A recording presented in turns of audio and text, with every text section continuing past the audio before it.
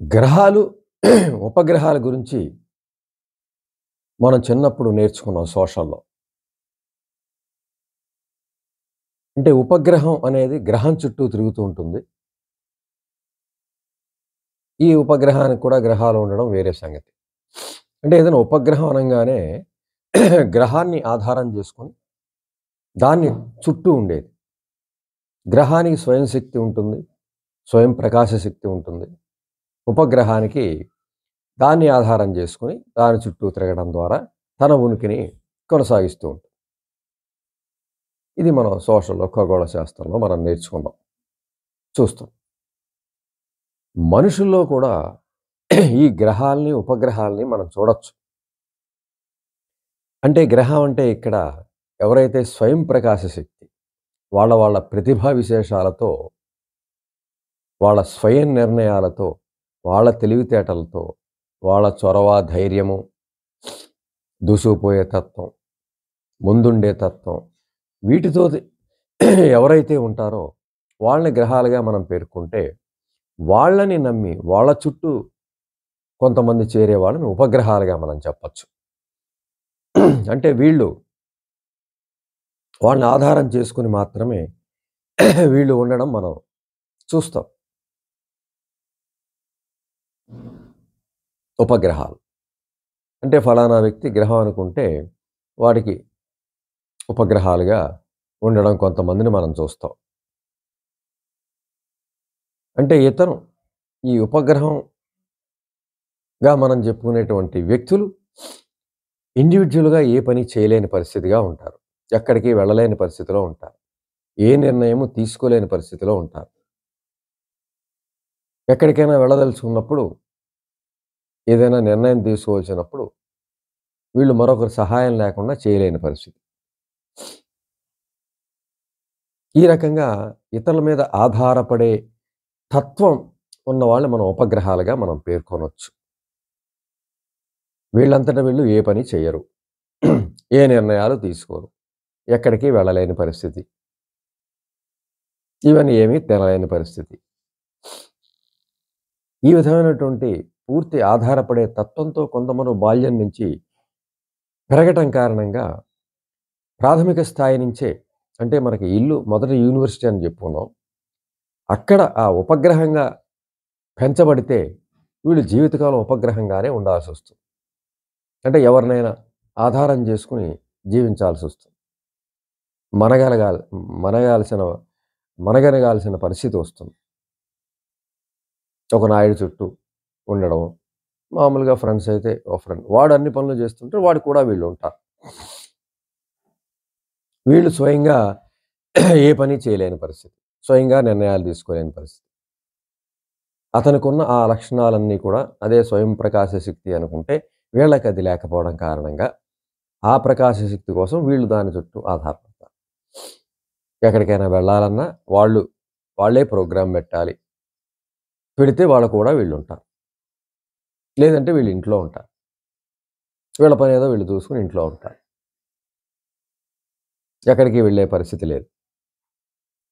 అటువంటి ఆహ్, ఉపగ్రహాలుగా మనం కొంతమందిని మనం చూస్తాం. వీళ్ళలో ప్రత్యేకించి నిర్ణయాత్మక శక్తి తక్కువగా ఉంటుంది. ఎక్కడికి వెళ్ళాలనిపించే కోరిక తక్కువగా ఉంటుంది. ఎవరిని కలుద్దామనే కోరిక తక్కువగా ఉంటుంది. 10 మందిలో కలిసే గుణం తక్కువగా ఉంటుంది. 10 మందిని కోరుకునే తత్వం ఉండదు. ఇల్లు అనే ఒక ఎక్వేరియంలో సుఖంగా ఉండాలనిపిస్తుంది. బయటికి వెళ్ళాలి అంటే వీళ్ళకి ప్రాణం గిలగిలా కొట్టుకునే పరిస్థితి. అలాంటి పరిస్థితుల్లో వీళ్ళు ఏదన్నా ఈ రకమైనటువంటి చొరవ, చురుకు, ధైర్యం ఉన్న లక్షణాలున్న వ్యక్తులకు కూడా వెళ్ళడానికి ఇష్టపడతారు. వాళ్ళు రమ్మంటే వాళ్ళు కూడా వెళ్తారు. ఎక్కడికైనా విజ్ఞానయాత్రలు గాదు, విహారయాత్రలు గాదు, తీర్థయాత్రలు గాదు. వీళ్ళంతట వీళ్ళు చేయలేరు. వాళ్ళు వెడితే వాళ్ళ కూడా ఉండడం. ఎవరైనా ఒక కూడా ఉండడం అనేది చిన్నప్పటి నుంచి ఒక ఆధారపడే తత్వం ఏర్పడుతుంది. అటువంటి వాళ్ళు మనం ఈ ఉపగ్రహంగా మనం చెప్పొచ్చు. ఒకవేళ ఎవరైనా అటువంటి వ్యక్తులు వీళ్ళ జీవితంలో అంటే చొరవ, చురుకు, ధైర్యం, నిర్ణయాలు తీసుకునే తత్వం ఇటువంటి వ్యక్తులు తగలని పక్షంలో వీళ్ళు ఒంటరిగా ఉండిపోయే పరిస్థితి. అసలు ఉనికే లేని పరిస్థితిగా ఉంటుంది. ఉన్నారా లేరా అన్న పరిస్థితి కూడా ఉంటుంది. ఎక్కడికెళ్తే అక్కడే కూర్చోవడం. ఎక్కడుంటే అక్కడే ఉండడం. మెయిన్ ఇల్లు బేస్ చేసుకునే జీవితాన్ని కొనసాగించడం. ఈ రకమైన పరిస్థితి మనం చూడొచ్చు. మెయిన్‌గా ఇది సరే ఈ విధమైన ఆధారపడే తత్వాన్ని మనం ఎలా జయించాలి? స్వయంగా మన వ్యక్తిత్వంతో మనం ఎలా జీవించాలని ప్రశ్నించుకుంటే, సరే బాల్యంలో మనకి అది లేకపోవటం అనేది మనం ఫస్ట్ యూనివర్సిటీగా పెరిగున్న ఇల్లు మనకది ఇవ్వని పక్షంలో, అది మనం గుర్తించాల్సిన అవసరం ఉంది ప్రాథమికంగా ముందు. దానికి సర్దుబాటు అయిపోయి బతకడం కాదు. సాధారణంగా మానసిక సమస్య 100కి 90 మందికి ఉంటుంది. కానీ సర్దుకుని బతికేయడం అలవాటు పడడం కారణంగా నాకేం లేవనే పరిస్థితి కూడా ఉంటుంది. ప్రతి ఒక్కళ్ళు ఏదో ఒక సమస్య ఉంటుంది. దాని పరిధిలోనే జీవించడానికి అలవాటు పడుతూ ఉంటారు. వాళ్ళు ఎదగరు. ఎదగకుండా ఒక సాధారణ స్థితిలోనే కొనసాగుతూ ఉంటారు. జీవితకాలం ఉపగ్రహంగా ఉండే పరిస్థితి ఉంటుంది. స్వయంగా నిర్ణయాలు తీసుకోలేప్పుడు ఇవన్నీ కూడా మనకి ఆ బాల్యంలో ఏర్పడడం, అక్కడి నుంచి ప్రాథమిక దశ, హై స్కూలు, ఉద్యోగాలు చేస్తారు. అన్ని పనులు అవుతూ ఉంటాయి. కానీ ఒక తక్కువ స్థాయి ఉనికిలోనే ఉంటారు. ఎవరినో ఆధారం చేసుకొని జీవించాల్సిన పరిస్థితి ఉంటుంది. ఒకవేళ పెళ్ళైనా కూడా భార్య చొరవైంది దొరికినట్లయితే ఆ లీడ్‌లో కొనసాగే పరిస్థితి. ఇటు భర్త చొరవగా ఉండే వ్యక్తి అయితే భార్య అతని లీడ్‌లో కొనసాగే పరిస్థితి. ఎక్కడికైనా ఏదైనా వెళ్ళాలంటే ఆయన కూడా వెళ్ళడు. వాళ్ళ భార్య చొరవగా వెళ్తే ఆవిడ కూడా వెళ్ళదు. ఈ విధమైన జరుగుతుంది. అయితే ఇది బ్రేక్ చేయాల్సిన పరిస్థితి తప్పనిసరిగా ఉంది. ఎందుకంటే ముందుగా మనం అనుకుంటే సమస్యని గుర్తించాలి. గుర్తించి దానికి పరిష్కార దిశగా మనం ముందు వెళ్ళాలి. మనం 90% సమస్యలతో ఉంటారు గానీ సర్దుబాటు చేసుకొని బతుకుతాం. నేనింతే. నా వ్యక్తిత్వం ఇంతే. నా మనస్తత్వం ఇంతే. ఈ రకమైనటువంటి మనమే మన మనస్తత్వం మీద ఒక హద్దు పెట్టేసి, ఆంక్షలు పెట్టేసి, ఎదగటం అనేదే లేకుండా అందులోనే కొనసాగే పరిస్థితిగా మనం చేసుకోవడం అనేది చాలా మందిలో చూస్తూ ఉంటాం. అయితే దీని నుంచి బయటపడాలంటే ముందు ముఖ్యంగా ఇవన్నీ కూడా బ్రేక్ చేయాల్సిన అవసరం ఉంటుంది. ముందు సమస్యను గుర్తించాలి. ఆ సమస్యను ఎదిరించడానికి మనం ఏం చేయాలి? ఎందుకు మనం అలా చేయలేకపోతాం? స్వయంగా అంటే చొరవ తక్కువగా ఉన్నాం. చొరవ పెంచుకునే పరిస్థితి క్రియేట్ చేసుకోవాలి. దూసుకుపోయే తత్వాన్ని పెంచుకోవాలి. ఏది తక్కువగా ఉందో అంతవరకు కూడా దాంతో సర్దుకున్నావు. దాన్ని బ్రేక్ చేస్తూ నేను చొరవగా ఉండడానికి ప్రయత్నం చేయాలంటే మరి సైకాలజీ దానికోసం ఉపయోగపడుతుంది. సైకాలజిస్టు సహాయం చేస్తారు. ఆ రకమైన చొరవను పెంచుకోవచ్చు, చురుకును పెంచుకోవచ్చు, నాయకత్వ లక్షణాలు పెంచుకోవచ్చు. మానసికంగా ఏ లక్షణాలు లేకుండా ఉన్నాయో అవన్నీ కూడా పెంచుకోవచ్చు. వాటన్నిటికి కూడా నేడు అవకాశం ఉంది. శిక్షణలున్నాయి. ఆ శిక్షణ తీసుకుని ఆ ప్రయత్నాన్ని కొనసాగిస్తే ఒక కారు డ్రైవింగ్ నేర్చుకోవట్లా? కారు చూడంగానే అందరూ ఎవరు నడపగలరా? దాని మీద శిక్షణ తీసుకుంటారు. ఆ తర్వాత మళ్ళీ ప్రత్యేకంగా వేరే గ్రౌండ్‌లో శిక్షణ తీసుకుంటారు. అక్కడ పర్ఫెక్ట్ అయిన తర్వాత నెమ్మదిగా చిన్న ప్రయత్నాలు చేస్తారు. తర్వాత పర్ఫెక్షన్ వస్తుంది. అప్పుడు ట్రాఫిక్‌లోకి వెళ్తారు. సేమ్ అదే పద్ధతి.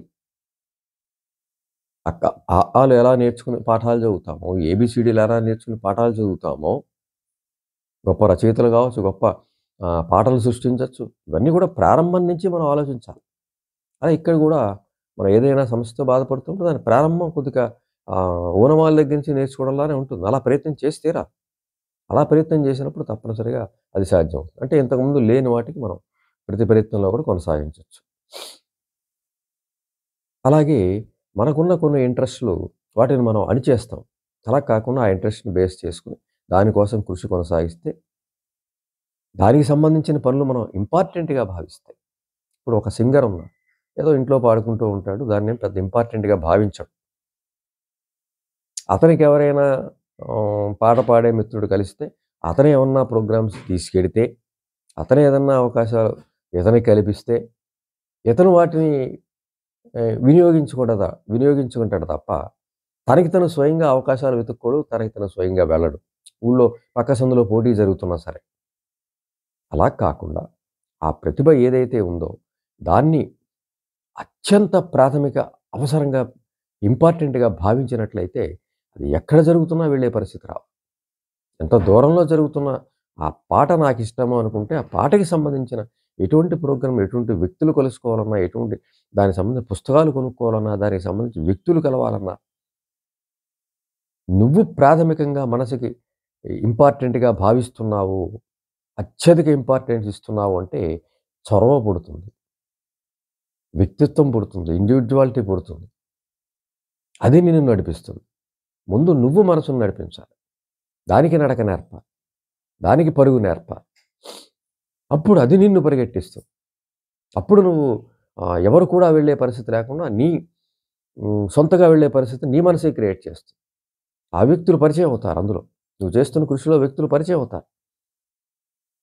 ఆ పరిచయాలు పెరుగుతాయి. నువ్వు అది ఇంపార్టెంట్‌గా నువ్వు భావించడమే ప్రాథమికంగా నువ్వు చేయవలసింది. అలా భావిస్తుంటే తప్పనిసరిగా దానికి సంబంధించిన వ్యక్తులు పరిచయం అవుతారు. దానికి సంబంధించిన ఆహ్, స సన్నివేశాలు ముందుకు తోసుకొస్తాయి. నీకు అవకాశాలొస్తూ ఉంటాయి.